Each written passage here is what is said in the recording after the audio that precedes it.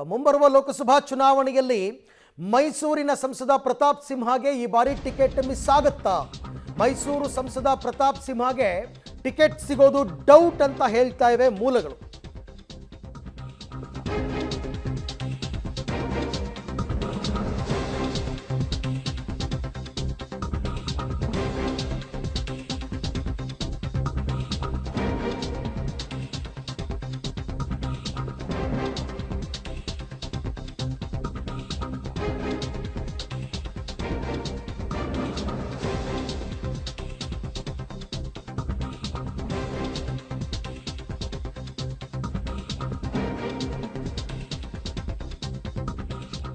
ಪ್ರತಾಪ್ ಸಿಂಹ ವಿಚಾರವಾಗಿ ವಿಪಕ್ಷ ನಾಯಕ ಅಶೋಕ್ ಅವರು ಪ್ರತಿಕ್ರಿಯೆ ಕೊಟ್ಟಿದ್ದಾರೆ.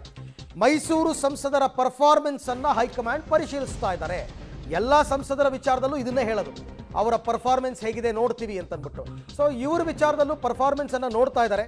ಎಲ್ಲ ಕಡೆ ಸರ್ವೆ ಆಗಿದೆ, ಸರ್ವೆ ನೋಡಿ ಹೊಸ ಅಭ್ಯರ್ಥಿ ಆಗ್ತಾರೆ. ಪ್ರತಿ ಚುನಾವಣೆಯಲ್ಲೂ ನಮ್ಮ ವರಿಷ್ಠರು ಪ್ರಯೋಗ ಮಾಡ್ತಾರೆ, ಈ ಬಾರಿಯೂ ಪ್ರಯೋಗ ಮಾಡಬಹುದು.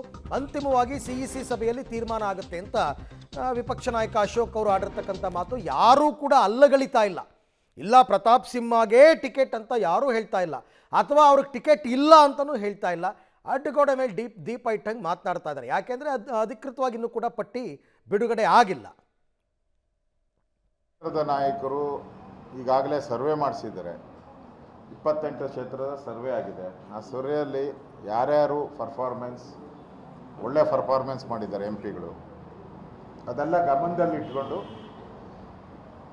ಹೊಸ ಅಭ್ಯರ್ಥಿಗಳನ್ನು ಎಲ್ಲೆಲ್ಲಿ ಹಾಕ್ಬೇಕು. BJP ಅಂದರೆ ಆ ಥರದ ಒಂದು ಪ್ರಯೋಗ ನಾರ್ಮಲಿ ಮಾಡೇ ಮಾಡ್ತಾರೆ. ಕಳೆದ ಬಾರಿನೂ ಕೂಡ ನಮ್ಮ ಬೆಂಗಳೂರು ಸೌತಲ್ಲಿ ತೇಜಸ್ವಿ ಸೂರ್ಯ ಹೊಸ ಅಭ್ಯರ್ಥಿಯನ್ನು ನಾವು ಮಾಡಿದ್ವಿ. ಆ ಥರ ಎಲ್ಲೆಲ್ಲಿ ಮಾಡ್ತಾರೋ ನಮಗಂತೂ ಗೊತ್ತಿಲ್ಲ. ಚರ್ಚೆ ಅಂತೂ ಅವರ ಸಿಟ್ಟಿಂಗ್ ಇರೋ MPಗಳ ಬಗ್ಗೆ ಚರ್ಚೆ ಆಗಿದೆ. ಹೊಸ ಅಭ್ಯರ್ಥಿಗಳ ಬಗ್ಗೆ ಯಾವುದು ಚರ್ಚೆಯನ್ನು ಆಗಿಲ್ಲ.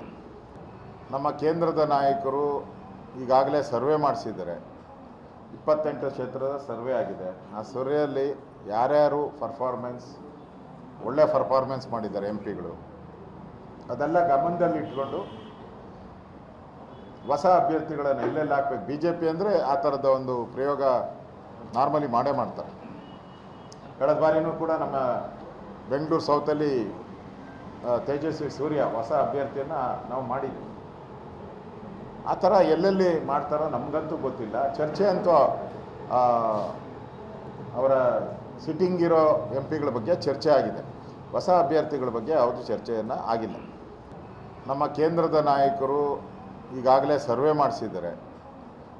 ಓಕೆ, ಅಶೋಕ್ ಅವ್ರಿಗೆಲ್ಲ ಒಂದು ಲಿಮಿಟ್ಸ್ ಇರುತ್ತೆ ವಿಚಾರಗಳ ಬಗ್ಗೆ ಹೇಳೋದಕ್ಕೆ. ಯಾಕೆಂದರೆ ಅವ್ರಿಗೆ ಎಲ್ಲವೂ ಕೂಡ ಏನು ಇನ್ ಡೆಪ್ತ್ ಗೊತ್ತಿರಲ್ಲ. ಸಭೆಗಳಲ್ಲಿ ಅದರಲ್ಲೂ ಪರ್ಟಿಕ್ಯುಲರ್ ಆಗಿ CEC ಸಭೆಯಲ್ಲಿ ಏನು ಚರ್ಚೆ ಆಗುತ್ತೆ, ಅಮಿತ್ ಶಾ, JP ನಡ್ಡಾ, ಪ್ರಧಾನಿ ನರೇಂದ್ರ ಮೋದಿ ಇವರ ಹಂತದಲ್ಲಿ ಏನು ಚರ್ಚೆ ಆಗುತ್ತೆ, ಯಾವುದನ್ನು ಅಲ್ಲಗಳೆಯೋಕ್ಕಾಗಲ್ಲ. ಹಾಗಾಗಿ ಬದಲಾವಣೆ ಆದರೂ ಆಗಬಹುದು ಅಂತಕ್ಕಂಥದ್ದು ಅವರ ಲೆಕ್ಕಾಚಾರ.